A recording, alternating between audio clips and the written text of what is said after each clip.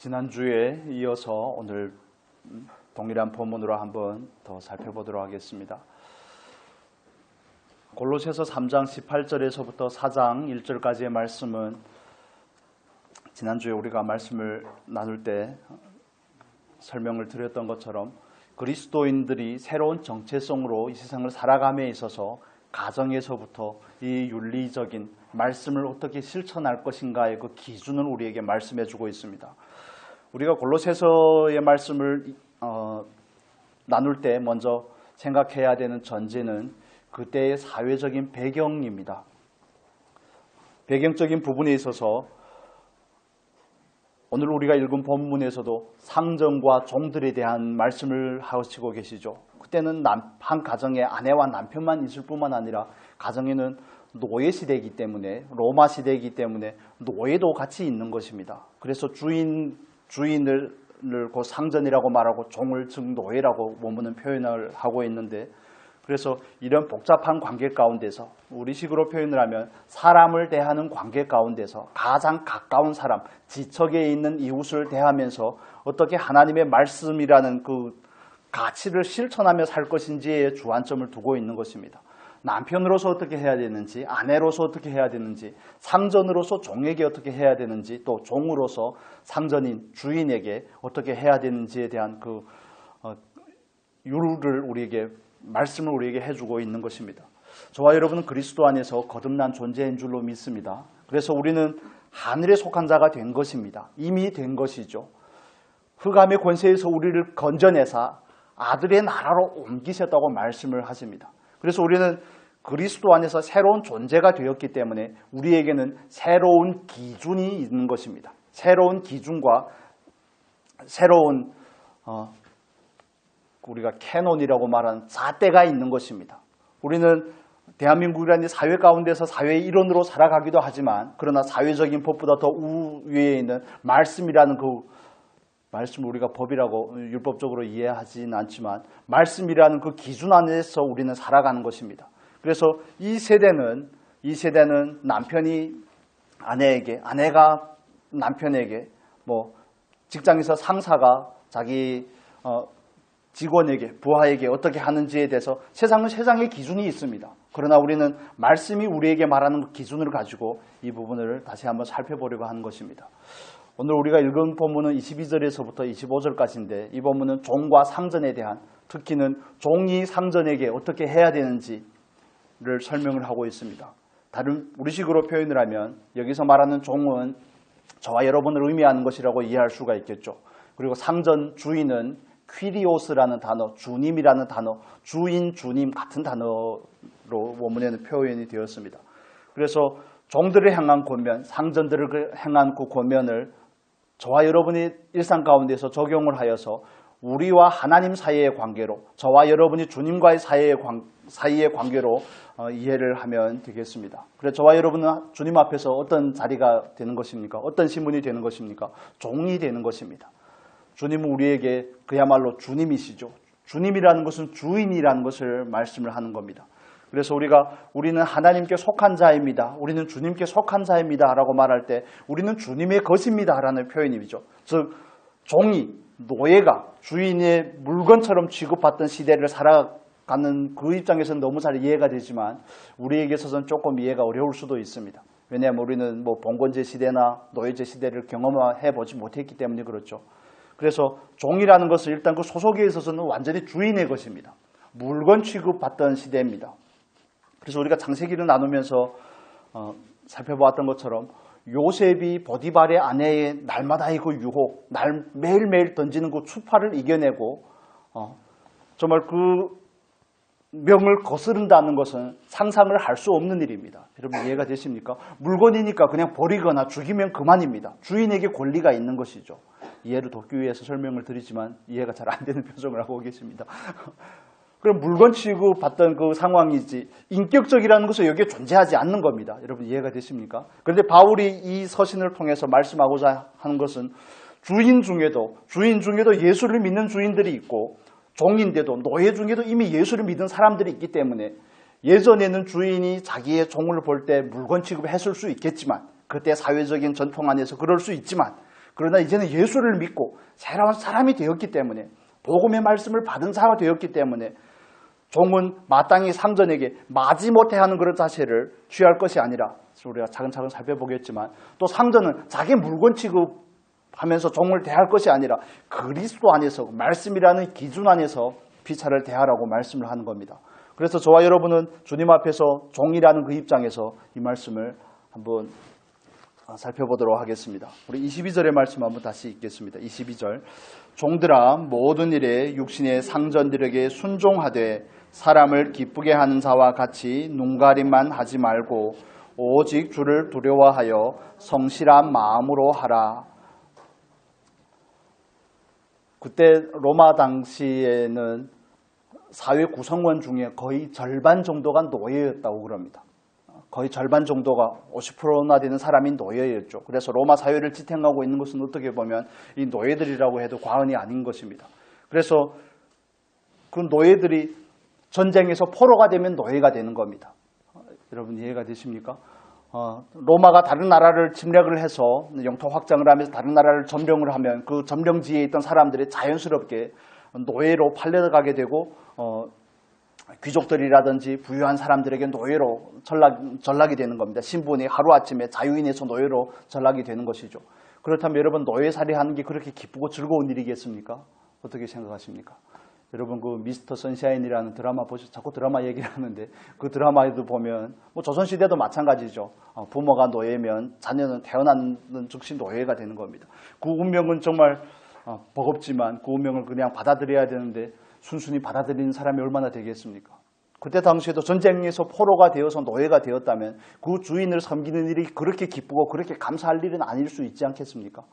그런데 주 안에서는 예수를 믿지 않는 사람들은 그럴 수 있지만 그러나 주 안에서는 그렇게 하면 안 된다는 것입니다.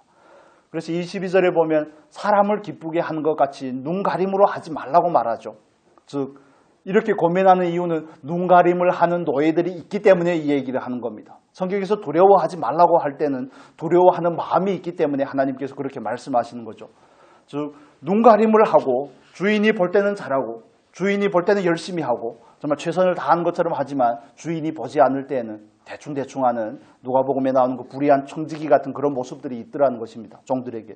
그래서 사도 바울은 그들을 향해서 고면을 하는 겁니다.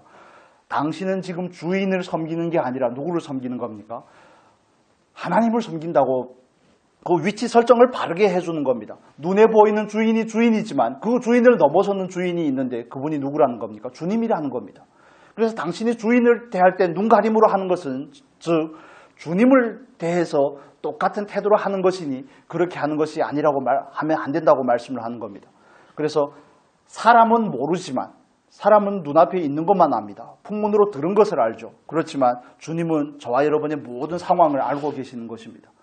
그래서 22절에 보면 이렇게 말합니다. 눈가림을 하지 말고 누구를 두려워하라고 말합니까? 오직 주를 두려워하여, 여기서 말하는 주는 주님을 말하는 것입니다. 하나님을 두려워하여 성실한 마음으로 하나님께 하는 것처럼 하라고 말씀을 하는 겁니다. 저와 여러분의 일상 가운데서도 우리는 마찬가지로 똑같이 적용할 수 있습니다. 우리는 어떤 일을 하는 게 아닙니다. 여러분 이해가 되십니까? 어떤 사람에게 하는 게 아닙니다. 우리는 주님께 하는 것입니다. 일에 대한 부분을 좀 더 살펴보겠습니다. 그래서 하나님 앞에서 하나님께서 저와 여러분에게 허락한 그 모든 관계 안에서 사람을 대하는 것이 있고 주님을 대하는 것이라고 우리가 지난주에 살펴보았습니다. 그래서 다메섹 도상에 정말 예수를 믿는 사람들을 잡아 죽이려고 가는 사울에게 나타난 주님께서 하시는 말씀이 있지 않습니까? 사울아 사울아 네가 왜 나를 핍박하느냐? 사울이 핍박한 것은 그리스도인이요 사울이 핍박한 것은 교회이지만 그러나 주님께서는 동일시하는 것입니다. 그리스도인을 대하는 태도가 없고 누구를 대하는 겁니까? 주님을 대하는 태도라는 것이죠. 종들이 상전을 대하는 태도가 곧 주인을 대하는 태도가 곧 주님을 대하는 태도가 되어야 된다는 것을 말씀을 하는 겁니다. 저와 여러분에게 있어서도 마찬가지입니다. 오늘날에는 종이나 주인으로 구분하지 않지만 그러나 이 원리는 가정에서부터 동일하게 적용이 되는 원리입니다. 부모 자녀 사이에 남편과 아내 사이에 똑같이 적용이 되는 것입니다. 그렇다면 저와 여러분의 삶 가운데 이 부분을 적용을 해볼 필요가 있습니다. 난 그렇다면 자녀들을 대할 때 주님을 대하는 것처럼 하고 있나? 뜨끔하지 않습니까? 저는 뜨끔한데 자녀들의 입장에서 부모를 대할 때 나는 과연 부모를 주님을 대하듯이 공손한 마음으로, 두려워하는 마음으로, 존경을 담아 경외하는 마음으로 하고 있는가? 이렇게 적용을 해보면 안에는 많은 부족함이 있다는 것이 발견이 되게 되는 것입니다. 그런데 우리가 이 부분에 있어서 지식적으로는 이해를 하지만 실제 상황 가운데서 이 문제를 가지고 자꾸 스스로에게 적용을 하지 않기 때문에 그냥 죽은 지식이 될 수 있습니다. 여러분 이해하시면 좋겠습니다. 죽은 지식이 아니라 우리의 삶 가운데 적용되는 지식이 되어야 되는 것입니다. 우리가 각자에게 주어진 그 가치관을 따라서 뭐 직장에서 상사를 대하든지 아니면 자기의 부하를 대하든지 동료를 대하든지에 있어서 각자의 기준이 있을 것입니다. 각자의 기준이 있고 세상의 기준이 있지만 그러나 그리스도 안에서 우리는 내가 가진 그 기준이 말씀과 부합하지 않으면 버려야 된다는 사실이 일단 전제가 되어야 되는 것이고 하나님께서 말하는 그 관계 안에서의 그 법안에 나를 둬야 된다는 것이 또 다른 전제가 되는 것입니다. 여러분은 사람을 대할 때 어떻게 대하십니까? 그 상대가 누구가 되었든 성경에서는 그걸 한 단어로 묘사를 합니다. 이웃이라고 말하죠. 가정의 일원도 이웃이요, 동료도 이웃이요, 교회 안에 있는 지수들도 다 이웃입니다. 이웃이라는 그 이름 안에 있는 것입니다. 그렇다면 나는 이웃을 대할 때 그 사람의 외모를 따라, 나이를 따라, 학벌을 따라, 학연과 지연을 따라 그 사람을 대하는지 아니면 정말 그리스도의 말씀의 중심이 되어서 그 사람을 대하는지 저 가끔씩 한 달에 한 번씩, 3개월에 한 번씩 서울에 병원에 가게 되면 동생 집에 가죠. 동생 집에 가서 보통 하룻밤 자기도 하고 뭐 당날 내려오기도 하고 그러면 친동생도 만나고 사촌동생도 만나고 하는데 제가 깜짝 놀란 부분이 있습니다. 내가 순천에서는 또 교회 분들을 대할 때와 동생들을 대할 때 태도가 좀 다르구나 하는 것을 느낍니다. 그들을 무시한다. 뭐 동생이니까 내 말 들으라 이런 게 아니죠. 뭐 다 같이 늙어가는 판에 누가 누구에게 뭐라고 하겠습니까? 다 같이 나이가 들어가는데 그러지 않습니까? 어릴 때나 그러지. 그래서 동생들을 대하면서 어떤 부분에 있어서는 좀 필터가 없이 나간다는 그런 생각이 드는 겁니다. 그래서 스스로에게 질문을 할 수밖에 없지 않습니까? 하나님께서 나에게 맡긴 이웃이라는 존재인데 나는 왜 이들을 대할 때와 여러분을 대할 때 다를까 하는 이런 생각이 드는 겁니다. 여러분 어떻습니까? 구체적으로 적용을 해보시면 좋겠습니다. 제가 스스로 생각을 하면서 묵상하면서 얻어낸 결론입니다. 좀 도움이 되셨으면 좋겠습니다. 주님을 대하는 우리의 그 가장 원초적인 태도는 어디에서 발견이 되냐면 내가 대하기에 가장 편한 사람을 대하는 그 태도가 곧 내가 주님을 대하는 태도입니다. 여러 번 반복해서 말씀을 드렸기 때문에 여러분도 잘 아실 겁니다. 나는 누구를 대할 때 가장 편한가? 그 누구에게 격식이 없이 정말 스스럼 없이 그냥 노골적인 모습을 그대로 보이는가? 그게 어찌 보면 주님을 대하는 우리의 태도일 수가 있습니다. 저와 여러분 사이에 이런 관계 가운데는 많은 가림막들이 있지 않습니까? 많은 필터들이 있고 또 많은 우리가 화장이나 변장까지는 아니지만 그런 게 가면이 있습니다. 가면, 격식, 사회적인 관계로 대해야 되는 거. 볼 때 기분이 나쁘고 마음에 들지 않고 해도 아닌 척 할 수밖에 없는 것이 저와 여러분이 대하는 현실이죠. 사람과 사람 사이에서는. 그러나 그 문제를 하나님 앞으로 가지고 가야 된다는 것입니다. 제가 방금 동생들을 대하는 거 예를 들었던 것처럼 그들을 대하면서 여기서는 어떻게 하든지 제 말이 표준어는 아니지만 막 복잡하게 섞여 있습니다. 말톤이. 그런데 동생들을 대하면 옛날에 하던 그 함경도 사투리가 저희 고향 사투리가 그대로 막 튀어나오는 것을 보면서 나는 아직도 안 바뀌었구나 이런 생각을 하는 겁니다. 태도며 말투며 여러분 자녀를 대할 때 어떤 말투로 대하십니까? 여기까지만 예를 들겠습니다. 그래서 어떻게 보면 그 모습이 우리가 주님을 대하는 모습일 수가 있다는 겁니다. 내가 대하기 가장 편한 막대해도 되는 것 같은 사람을 대할 때는 그냥 사람을 대하는 거지 주님을 거기서 배제시킨다는 데 문제가 있습니다. 그러나 저와 여러분이 이게 주어진 모든 인간관계 안에서는 주님이 늘 필터가 되어야 되는 겁니다. 주님이 늘 거름망이 되어야 되는 것이죠. 주님은 늘 가운데 있는 중보자가 되어야 되는 것입니다. 주님을 거쳐서 나가야 되는 것입니다. 여러분 어떻게 하고 계시는지 주님 앞에서 깊은 묵상을 가지시면 좋겠습니다. 예를 들어서 제가 어느 제가 존경하는 분을 대할 때나 자녀들을 대할 때나 태도가 다르다면 그분들에게 문제가 있는 게 아니라 제 안에 문제가 있는 게 아니겠습니까? 주님을 대하듯이 하지 못하는데 그렇다면 그 근원적인 문제는 저에게 있는 것이죠. 여러분에게서도 이런 문제들이 있을 것입니다. 자녀들을 대할 때 편하게 한다든지 이런 다양한 문제들이 있지만 직장의 상사를 대할 때는 순종을 안 하면 잘리니까 그럴 수밖에 없겠지만 그런 사회적인 역학관계 가운데 있겠지만 이해관계 가운데 있겠지만 그러나 그리스도인으로서 가져야 될 것은 그 모든 관계 안에서 우리는 주님을 그 사이에 둬야 된다는 것입니다. 근데 이게 그만큼 어려운 일입니다. 남편이 그냥 남편이고 아내는 그냥 아내고 자녀는 그냥 자녀이고가 아니라 주님을 그 안에서 그 사이에 끼워 넣다 보면 우리는 비로소 성경에서 말하는 그 관계 안으로 돌아가게 됩니다. 이 모든 관계가 깨어진 이유는 죄 때문에 그렇습니다. 그렇지 않습니까? 죄가 들어오고 나서 아담과 하와의 관계가 무너집니다. 죄가 들어오고 나서 아담과 피조 세계의 관계가 무너집니다. 아담과 하나님과의 사이가 무너지니까 이것들이 순차적으로 그냥 자연스럽게 도미노가 너무 무너지듯이 다 무너지게 되고 그러나 우리가 그리스도 안에서 회복이 됐다는 것은 무엇을 의미합니까?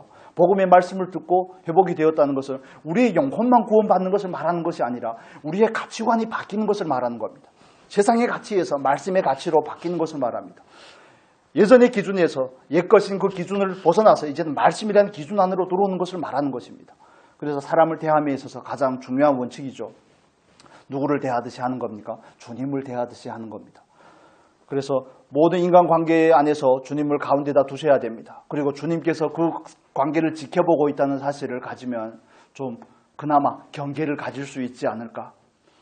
가령 아직 훈련이 덜 되고 아직 익숙하지 않아서 실수할 때도 있겠죠. 물론 실수할 때도 있지만 그러나 하나님 앞에 돌아왔을 때는 그 문제를 반드시 짚고 넘어가시면 좋겠습니다. 회개하고 돌이키고 넘어가면 좋겠습니다.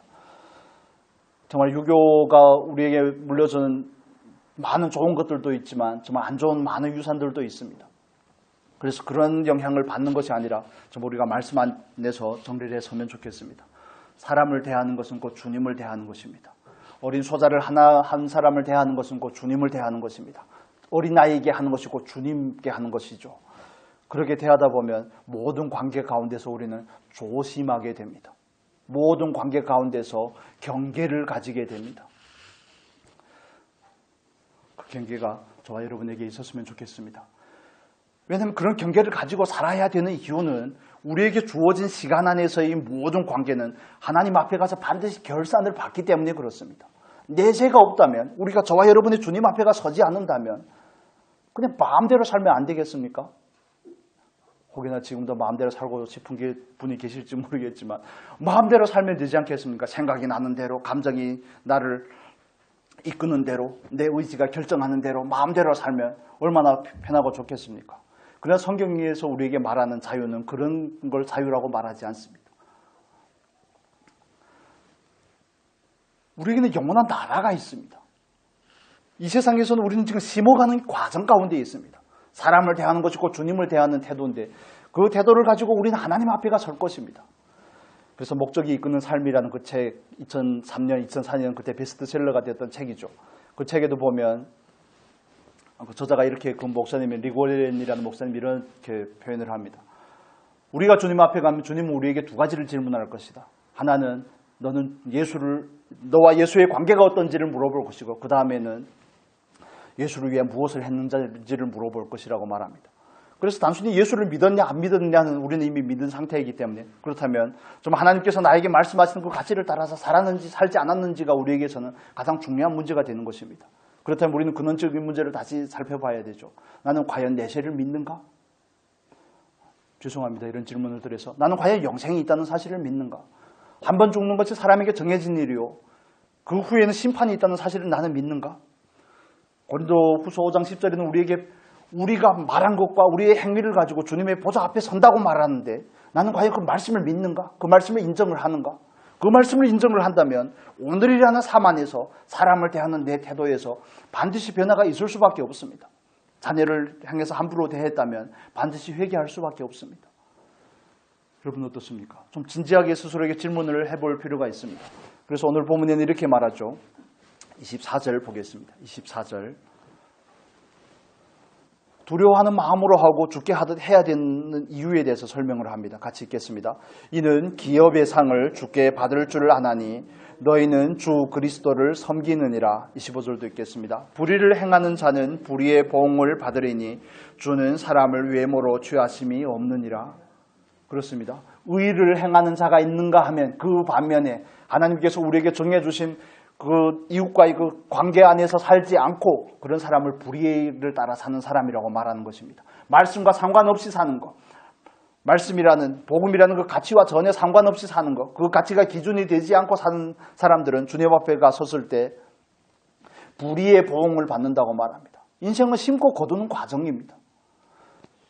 인생이 심고 거둠이면 그 심고 거둠의 가장 중요한 대상은 어떻게 보면 사람일 것입니다.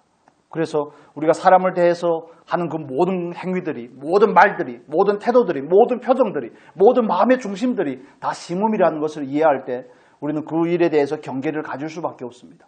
허투루 대할 수 있는 사람이 아무도 없으며 무시해야 될 대상은 더더욱 없습니다. 깜짝 놀라야 될 일들입니다.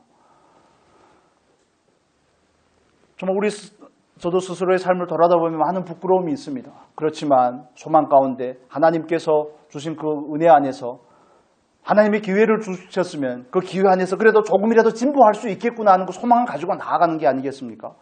지금은 아직 다 미달이죠. 다 미달입니다. 저와 여러분 다 미달입니다. 그 미달의 정도의 차이죠. 100점 만점에는 늘 미달이지만 그러나 그 레벨을 조금씩 그래도 말씀에 부합하게 살아가고자 하는 그 마음을 하나님께서 보시지 않겠습니까? 종인데 종으로 살지 못하는 것 때문에 아파하는 그 마음, 주님을 대하는 태도로 사람을 대하지 못하는 아직도 그 연약하고 아직도 어리고 그 미숙한 그 현실과 그러나 그 현실이 있음에도 불구하고 마음으로는 하나님께 하고자 하는 그 마음을 하나님은 보시지 않겠습니까? 우리가 얼마나 완성이 되어서 얼마나 온전해져서 주님께서 우리에게 상을 주는 것이 아니라 그건 중심에 있는 문제라는 것을 말하는 겁니다. 정말 사람을 대할 때 죽게 하듯 하고자 하는 것 중심으로 하고 있는가? 사람을 대할 때 과연 주님을 대하듯이 하고자 한 그런 경계와 그런 인식을 가지고 하는가 하는 이런 근원적인 질문을 우리에게 하고 있는 것이죠. 겉으로는 얼마든지 그런 척 할 수 있습니다. 사회적인 관계가 익숙하면 익숙할수록 사회적인 관계가 능통하고 인간관계의 문제에 있어서 정말 숙달한 사람일수록 표면적인 관계는 얼마나 그럴싸하게 하는지 모릅니다. 우리가 지금 요즘에 읽고 있는 책이 경례를 통한 영적 성장에 보면 이런 책이 이런 구절이 나옵니다. 누군가 밥을 먹자고 약속을 하면 그 사람을 기다리지 말라고. 우리는 그럴 때 언제 한번 만나죠. 언제 한번 밥을 먹읍시다. 언제 차 한잔 합시다. 이런 형식적이고 요식적인 이야기들을 많이 한다고 그러는 겁니다. 그래서 우리는 인간관계를 그렇게 대하면 안 되는 것이라고 성경은 우리에게 말해주고 있습니다. 여러분, 우리는 주님을 섬기는 것입니다. 아멘입니까? 우리는 그리스도를 섬기는 겁니다. 또 우리는 소망 안에서 그 일을 하는 겁니다. 하나님 앞에 갔었을 때 하나님은 그것으로 우리에게 계산을 해줄 것입니다. 그래서 여러분, 생각나는 사람들을 저와 여러분 주변의 그 관계 안에서 쭉 적어보십시오. 레벨을 나눠서 적어보십시오. 내가 좀 그래도 진지하게 대하는 사람 1번, 1, 2, 3번까지만 적어놓고 내가 그나마 좀 편하게 대하는 사람, 내가 함부로 대하는 사람 이렇게 적어보고 그 부분에 있어서 한 부분씩 점검을 해보면 이 부분에 있어서 분명한 변화가 있으리라고 믿습니다. 그래서 그 사람을 대할 때마다 이 사람은 주님입니다. 아멘입니까? 원수까지 가지 말고요. 원수까지 가는 건 너무 멀리 갔습니다. 원수까지 가지 말고 원수까지 하기에는 너무나 버겁습니다. 너무 부담스럽고 그리고 원수까지 가지 말고 그래도 아직도 미워하지 않는 사람 정도에서 우리는 한 가지씩 적용을 해볼 필요가 있습니다. 그래서 그 사람을 만나러 간다. 그러면 미리 기도를 해야 되지 않겠습니까? 주님을 만나러 갑니다. 주님 제 마음의 자세와 제 입술의 말과 저의 표정과 저의 태도를 주장해 주시고 그를 대할 때 주님을 대하듯이 해 주십시오. 그런데 그 상대가 남편이나 아내다. 그러면 살짝 불행한 일이죠. 살짝 불행합니다. 그러면 아침에 눈을 뜰 때마다 그 기도를 먼저 해야 됩니다. 저녁에 마무리를 할 때마다 그 기도를 먼저 해야 됩니다. 자녀를 대할 때 그렇다면 저와 여러분 일상 안에서 그 기도가 먼저 전제가 되어야 되는 일이죠. 분류를 해보십시오.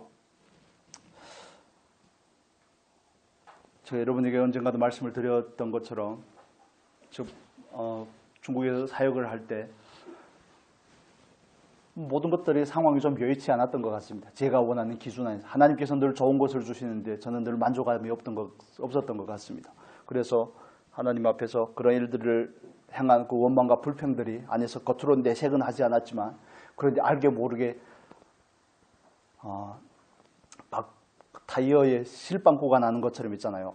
살살 새나가는데 그게 자녀들에게 새나가는 겁니다. 여러분 이해가 되십니까? 와이프한테는 제가 무서워서 그렇게 못하지만 자녀들에게 살살 새나가는 겁니다. 그런데 와이프가 어느 날 저에게 그런 얘기를 하더라고요. 성도들에게 하는 것처럼 아이들에게 하면 좋겠다고.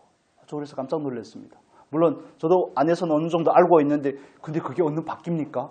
아이고 그때는 유신이랑 청아 둘만 있을 때인데 유신이도 성도요 청아도 성도요 이게 잘 안 되지 않겠습니까? 사람인데 그게 그렇게 쉬운 일이 아니죠. 그래서 그런 질문들을 가질 수밖에 없어요. 나는 왜 성도님들 대할 때는 그렇게 할까? 갈까봐 그러는가? 나와의 그 인연이 끊어질까봐 그러는가?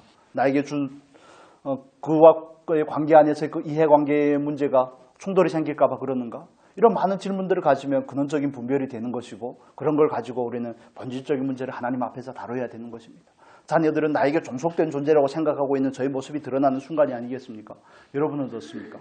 여러분에게도 많은 그런 구체적인 삶의 실제에서 부딪히는 부분들이 있을 겁니다. 그런 부분들을 점검을 하고 본질적인 측면에서 그걸 잘 분별을 해보시고 근원적인 문제를 가지고 하나님 앞에 나가 회개하고 돌이키는 은혜가 있었으면 좋겠습니다. 오늘은 좀 험하게 했으니 내일은 좀 미소를 띠고 착한 태도만 취하는 걸 말하는 게 아닙니다. 외모만 바꾸는 게 아니라 중심으로부터 대해보자는 것입니다. 안 되면 어떻게 해야 됩니까? 들어가서 기도를 해야죠. 요청을 해야 됩니다. 주님 도와주십시오. 늘 119입니다. 그분은 우리에게 늘 주님 도와주십시오. 제 마음을 조장해 주시고 정말 주님께서 원하는 대로 오늘 하루 내가 만나는 사람들, 내가 만나는 일들을 대할 수 있도록 은혜를 더하여 주십시오. 그 기도가 없으면 우리가 어떻게 하루를 살아갈 수 있고 어떻게 사람을 대하는데 주님을 대하듯이 합니까? 스스로가 가진 자원으로 그 일을 할 수 있는 일이 아니라는 것을 아는 것은 굉장히 중요한 측면입니다. 그런 척 하려고 하면 정말 힘듭니다. 그런 척 하려고 하면 어느 정도까지는 할 수 있지만 그러나 한계가 오면 삶이며 신앙이며 그냥 와르르 다 무너지게 됩니다. 사상 누각과 같이 다 무너지게 되고 그러면 우리의 신앙은 매너리즘에 빠지게 됩니다. 뜨겁지도 않고 차지도 않고 미지근하고 그런가 보다 나는 안 되는가 봐 이렇게 되는 겁니다. 그래서 라오디게아 교회와 같은 그런 모습들이 나타나는 거죠. 그냥 자기 안에서 자기에게 있는 것으로 만족하는 주님이 없이도 전혀 괜찮은 사람이 되는 겁니다. 그러다 보면 그 결과가 점진적으로 어떻게 나아갑니까? 결국엔 주님을 떠나게 됩니다. 여러분 그건 아시아에 보낸 7교회에게만 있는 특징이 아니라 오늘날 살아가는 저와 여러분에게도 똑같이 적용이 된다는 사실들을 이해하셔야 됩니다. 여러분 초창기에 신앙생활할 때 같이 하던 분들은 주님을 떠난 분들이 꽤나 계실 겁니다. 언젠가 돌아올 수도 있겠지만 우리는 미래의 일을 모르지만 그런 분들이 어떤 절차를 거쳐서 거기까지 이르렀는가를 바라볼 때 방금 제가 설명한 그 과정들이 반드시 있었습니다. 저도 예수님을 믿고 나서 주님이 주시는 은혜로 한때는 엄청 뜨거웠죠. 그러다가 그 받은 은혜를 까먹고 은혜를 잃어버리고 하면서 주님을 또 멀리 떠나서 멀리 갔다가 헤매던 그 과정이 있기 때문에 정말 실방구가 났다는 표현이 저는 그게 가장 잘 이해가 됐습니다.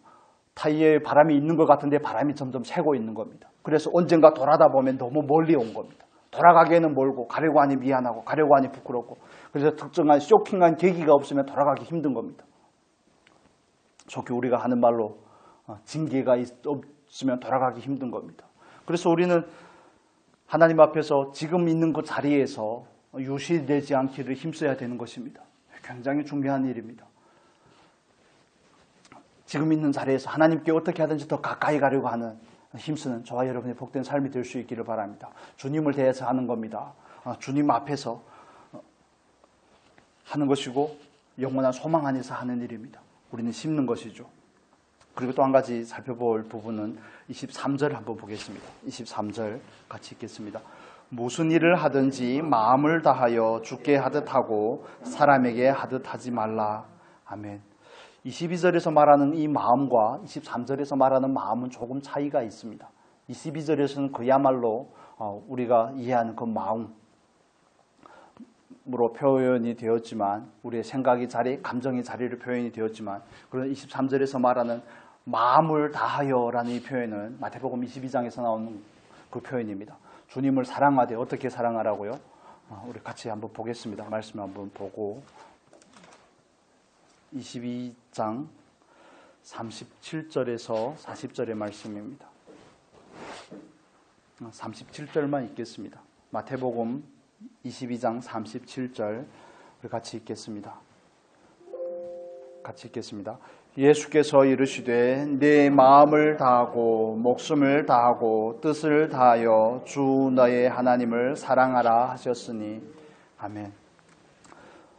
죽게 하듯 하는 거, 마음을 다하여 하는 겁니다. 그런데 여기서 말하는 이 마음이라는 것은 푸시케라는 단어를 쓰는데 그건 혼을 말하는 겁니다. 혼.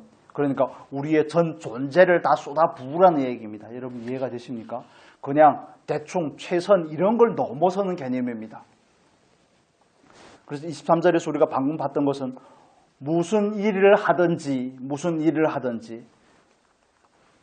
그 일을 대하는 태도에 있어서 하시는 표현인데 우리의 온 존재를 쏟아부어서 그래서 이걸 어떻게 이해를 해야 될까?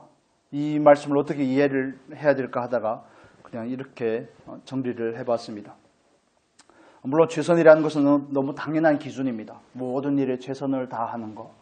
그래서 이 최선이라는 것은 일종의 자기 만족이 아닙니다. 자기 양심에 부끄러움이 없을 정도로 하는 겁니다. 여러분 이해가 되십니까? 교회 일도 하시고 저도 설교를 하고 교회를 섬기고 하는 이런 일들을 하지만 많은 부분에 있어서 이 기준에 미달이 된 것 같다는 생각이 들 때가 너무 많습니다. 나는 이 일에 내 온 존재를 쏟아 부었는가? 소위 세상의 사람들이 하는 표현으로 혼을 다한 시공 이렇게 말하죠. 내가 하는 일에 얼마나 정성을 넣었는가를 정말 혼을 담았는가? 예술가들은 보통 그렇게 표현을 합니다. 혼을 다한 시공 이렇게 표현을 하는데 이 본문이 우리에게 말하는 것도 그렇습니다. 전 존재를 다 쏟아부어 그 일을 하라는 겁니다. 종으로서 일을 하는데 뭐가 그렇게 기쁘겠습니까? 뭐가 그렇게 쏟아붓고 싶고 뭐가 그렇게 감격스럽고 뭐가 그렇게 감사하겠습니까? 그런데 주님 안에서 하는 것이죠. 주 안에서 하는 일이고 주께 하듯 하기 때문에 그 가치와 기준을 가지고 하라는 겁니다. 그래서 그냥 팁으로 말씀을 드리면 최선을 다하는 것을 표현을 할 수가 있다고 생각을 합니다. 그리고 정말 성실한 마음으로 하는 것. 누가 보든 보지 않든 감시를 하든 감시를 하지 않든 정말 내 양심이 주님 앞에서 부끄럽지 않을 정도로 하는 겁니다. 여러분 이해가 되십니까? 예를 들어서 설거지를 해도 저희 집에서는 어제 저녁부터 설거지는 각자 먹은 그릇은 각자가 설거지를 하기로 했습니다. 새로 도입이 되었습니다. 새로 도입된 제도인데 그래서 각자 먹으면 각자 설거지를 합니다. 그런데 설거지를 하는데 아이들이 하는 것과 부모가 하는 것 기준이 다르지 않겠습니까? 레벨도 다르고 그 깨끗함의 기준치도 다릅니다. 그래서 우리가 하나님 앞에서 한다는 것은 정말 마음을 다하여 혼을 담아서 한다는 것은 내 전 존재를 가지고 한다는 것은 그렇습니다. 내 양심에 부끄러움이 없기까지 하는 겁니다. 근데 너무 어려운 것 같습니다. 그만큼으로 한다는 게. 왜냐하면 그게 주님께서 우리에게 부탁한 일이 아닙니까? 주님께서 나에게 맡긴 일이 아닙니까? 그렇기 때문에 그 일을 대하는 태도가 없고 내가 주님을 대하는 태도라는 것이죠. 내가 그 일을 하는 것은 곧 주께 하는 것과 연관이 된다는 것입니다. 좀 어려운 부분이지만 그래서 정말 내 양심에 부끄러움이 없기까지 그 일을 대하고 있는가. 그리고 두 번째 살펴봐야 될 부분은 얼마나 정직하고 성실하게 하는가 하는 부분의 문제를 구체적으로 점검을 해보면 좋겠습니다. 그리고 한 가지만 더 말씀을 드리면 나는 과연 주인이 있을 때나 없을 때나 똑같은 태도로 하고 있는가. 정말 어려운 기준들입니다. 그래서 이걸 우리가 우리에게 적용을 시키면서 조금씩 진보해 가자는 취지로 말씀을 드리는 겁니다. 이렇게 적용을 하다 보면 주님께서 우리의 삶을 조금 더 말씀과 가까운 차원으로 성령의 인도함을 받아 사는 삶으로 우리를 인도해 주실 줄로 믿습니다. 그래서 이렇게 분별하는 기준들은 굉장히 중요한 겁니다. 나는 정말 사람이 보는 것처럼 하는가? 사람이 지금 주님께서 나를 지금 보고 있다는 마음으로 하는가? 이건 전혀 다른 개념이죠. 나는 정말 성실한 마음으로 정직하게 이 일을 하고 있는가? 나는 정말 하나님 앞에서 이 일을 할 때 내 양심에 부끄러움이 없는가? 이런 질문을 가져야 되는 겁니다. 그래야 저와 여러분이 내면이 바뀌게 되는 겁니다. 겉으로는 그럴듯하게 합니다. 돈을 줘보십시오. 그것도 돈을 많이 줘보십시오. 얼마나 잘하는지. 교회 청소를 한 번 하는데 100만 원을 주신다 그러면 얼마나 열심히 하겠습니까? 구석구석. 여러분이 열심히 안 한다는 게 아니라 맡은 일에 대해서 일단 돈을 걸면 눈빛부터 달라지지 않습니까? 그래서 저와 여러분은 주님 앞에서 이 일을 죽게 하듯 하기 위해서 그 기준 안에서 이런 일들을 바라다 보면 늘 우리 안에 있는 양심이 기준이 된다는 겁니다. 우리는 말씀의 속박 아래 있는 사람이 아닙니다. 율법에 매인 사람이 아니라 성경 안에서 늘 양심이 깨어있는 사람이 되어야죠. 내가 이렇게 하는데 주님께서 과연 만족하실까? 이게 기준이 되는 겁니다. 여러분 이해가 되십니까? 얼마나 완벽하게, 퍼펙트하게 하라는 얘기가 아닙니다. 얼마나 깔끔하게, 얼마나 쌈박하게 하라는 그런 얘기가 아닙니다. 정말 그 양심이 부끄러움이 없는가를 분별하라는 얘기인 것입니다. 정말 일을 하는 데 있어서 죽게 하듯 하는 거, 방금 말씀 기준을 드렸습니다.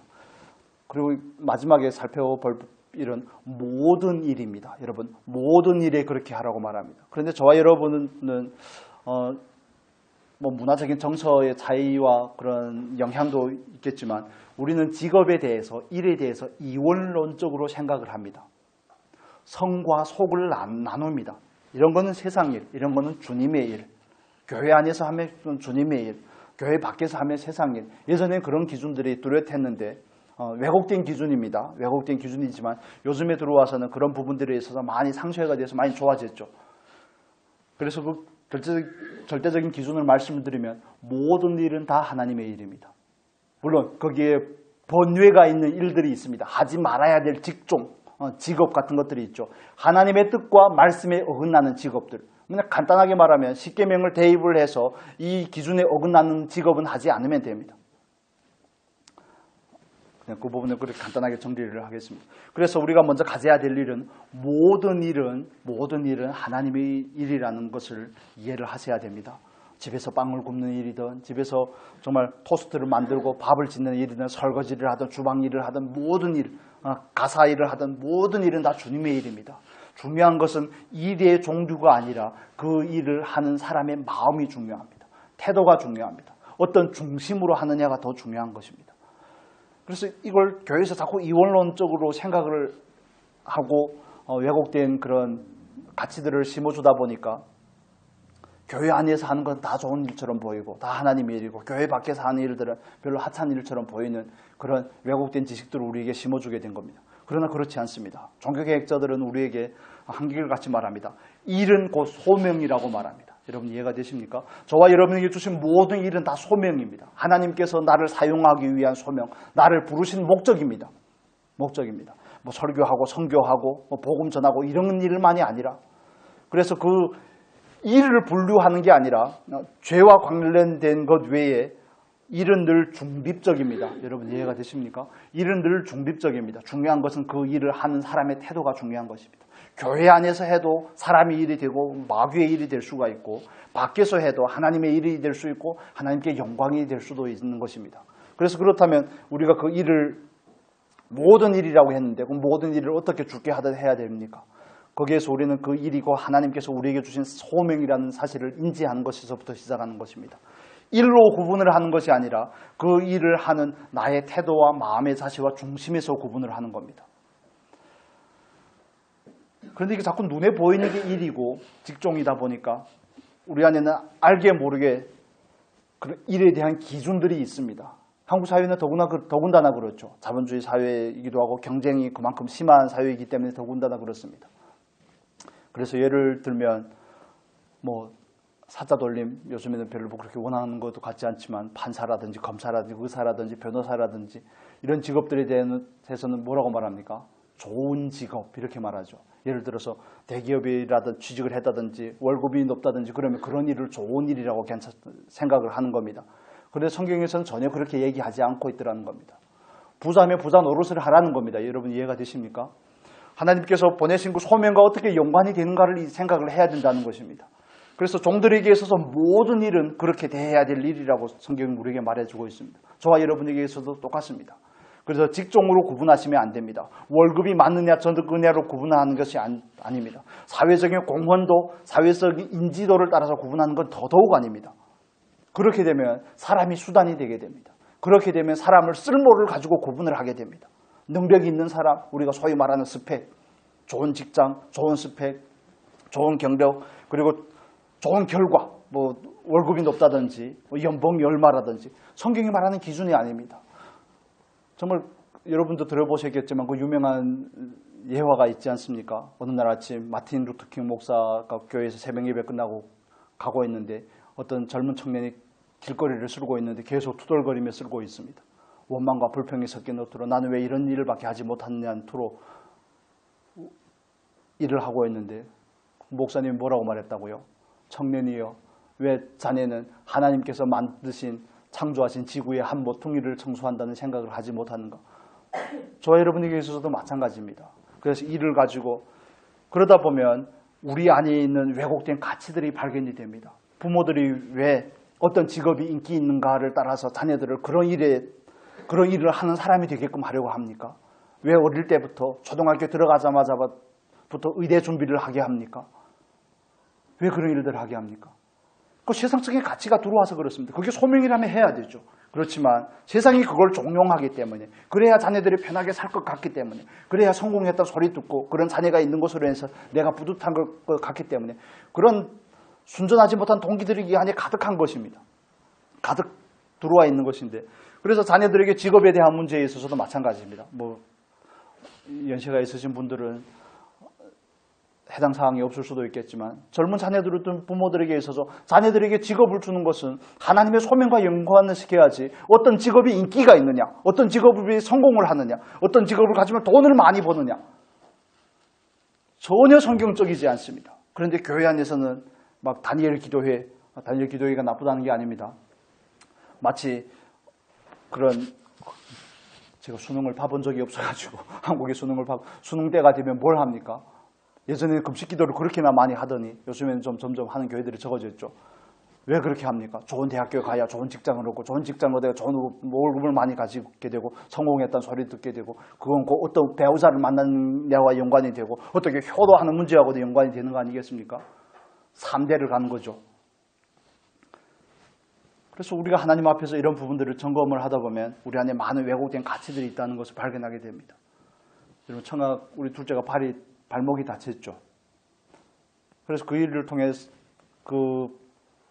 제가 와이프한테도 말하지 않았던 부분인데, 자녀들이 점점 커가니까 자녀들이 앞날이 걱정이 되지 않겠습니까? 여러분도 그러셨던 것처럼 저도 사람인지라 그런 걱정이 되죠. 얘는 뭘 하고 살지. 하나님이 보낸 사람이라고, 자녀라고 생각을 함에도 불구하고 이 세상의 기준이 자꾸 섞여 치고 들어오는 겁니다. 어떤 걸 하면 나에게 손을 벌리지 않을까? 예를 들면 이런 겁니다. 어떻게 하면 좀 앞가림을 하고 살까? 부모가 가지는 마음이 아니겠습니까? 뭐 여러분에게 양해를 구하는 건 아니지만 그렇습니다. 그래서 태권도를 쭉 배워왔는데, 태권도를 하다가 발목이 다친 건 아니지만 태권도를 쭉 하면서 관장님도 그렇고 제가 봐도, 저도 태권도 조금 어릴 때 하고 봐왔기 때문에 폼이나 자세에 있어서는 달란트가 좀 있는 것 같습니다. 그런 부분에 있어서. 그래서 얘는 장래를 그걸로 정하면 좋겠다. 뭐 이런 생각이 나름대로 들지 않겠습니까? 그래서 그 생각을 한 지 얼마 되지 않았습니다. 그리고 딱 그 주간에 제가 중국에 갔다 오고 나서 그날 주일날 저녁에 공원에가 신나게 뛰놀다가 발목 인대가 그냥 왕창 다 끊어졌죠. 그래서 그 일을 통해서 하나님 앞에, 하나님 그렇습니다. 태권도 선수가 될지 뭐 국가대표가 될지 하다 말지 저 이제 상관 안 하겠습니다. 발목이 다치면 선수가 어떻게 됩니까? 여러분 이해가 되십니까? 저의 이야기고 우리 가정의 이야기지만, 그러나 그런 것들이 우리 안에 너무 많더라는 것을 우리가 생각을 해보고 분별을 해보고 하나님 앞에서 나는 어떻게 일을 대하는가, 이런 태도들을 점검을 하자는 것입니다. 마지못해 하는 거 성경적이 아니라고 우리에게 말씀해 주고 있습니다. 모든 직업은 소명입니다. 그게 곧 죽게 하듯 하는 태도의 시작입니다. 정말 어떤 일을 하든지 하나님 앞에서 감사하는 마음으로, 하나님을 위해서 한다는 마음으로, 하나님께 한다는 마음으로 하실 수 있는 은혜가 있었으면 좋겠습니다. 누구나 다 뻔뻔하는 일을 하고 싶습니다. 누구나 다 다른 사람의 인정을 받는 일을 하고 싶습니다. 그렇지만 하나님은 전혀 그런 기준을 가지고 우리를 구분하는 것이 아니라는 사실을 이해할 때 우리는 하나님 앞에서 우리의 가치관을 다시 정립을 해가야 될 필요를 느끼게 됩니다. 여러분, 직업에는 귀천이 없습니다. 직업에는 성과 속이 없습니다. 하나님의 일이 되게끔 해야지 하나님의 일이 되는 것이고, 하나님께 영광이 되는 목적을 위해서 해야지 하나님께 영광이 되는 것입니다. 말씀을 정리하도록 하겠습니다. 짧게 하려고 그랬는데 또 길게 해서 죄송합니다. 말씀을 정리하겠습니다. 사람을 대하는 태도는 곧 죽게 한다는 그 주제 안에서 우리가 볼 때 사람을 대하는 태도는 곧 주님을 대하는 태도입니다. 부디 꼭 기억을 하시면 좋겠습니다. 그리고 사람을 대하는 태도는 그 누적함이, 그 누적됨이 우리가 주님 앞에 갔을 때 저와 여러분이 주어질 상급이라는 것을 이해를 하셔야 됩니다. 그런데 그게 좋은 것만 있느냐라고 질문을 할 때 오늘 본문은 우리에게 불의를 행한 자들에게는 불의의 보응이 있다고 우리에게 경고를 날립니다. 여러분, 근신한 마음을 가지실 수 있기를 바랍니다. 그리고 우리가 하나님 앞에서 함에 있어서 해야 되는 것은 우리는 정말 전 존재를 다 들여서 주님을 사랑하는 마음으로 하실 수 있기를 축복합니다. 바르게 분별하는 은혜가 있었으면 좋겠습니다. 그리고 일을 대함에 있어서 일을 가지고 자꾸 분류를 하지 않으셨으면 좋겠습니다. 자녀들에게 대해서, 손주들에게 대해서 그렇게 강요하지 않으셨으면 좋겠습니다. 하나님 앞에서 하는 모든 일이 가치가 있고 의미가 있는 일입니다. 여러분, 아담이 한 일이 뭔 일이 있습니까? 동산을 돌보고 동물들을 돌보고 하는 일인데, 그러나 하나님은 그 일이 하나님 보시기에 좋았더라고 말씀을 하십니다. 그래서 우리 안에 있는 왜곡된 가치들이 발견이 되면 그 존재 그대로 하나님 앞에 나아가 회개하고 돌이키고 변화를 사모하고 추구하는 저와 여러분이 될 수 있기를 축복합니다.